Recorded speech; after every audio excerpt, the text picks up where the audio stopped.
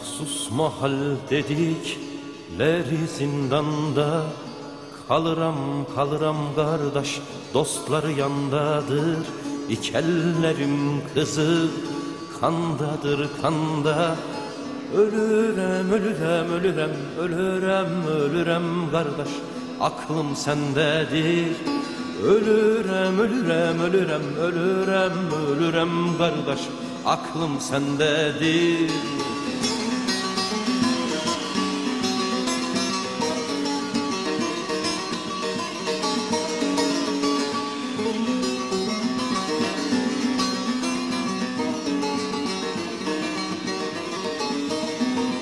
Artar eksilmeyiz zindanlarında, kolay değil derdi ucu derinde.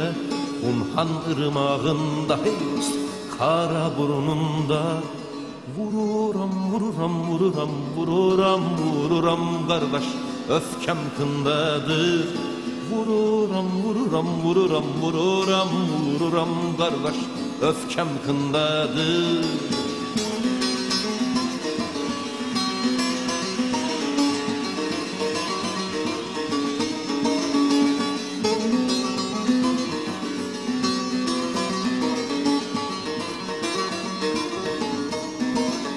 Dirliğim düzeni, umudum canım, solum sol tarafım hey dost, cümle varlığı.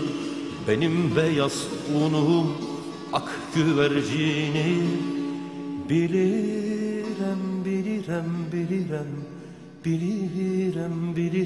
kardeş, gelen gündedir. Bilirim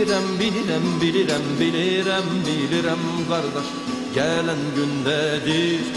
Bilirim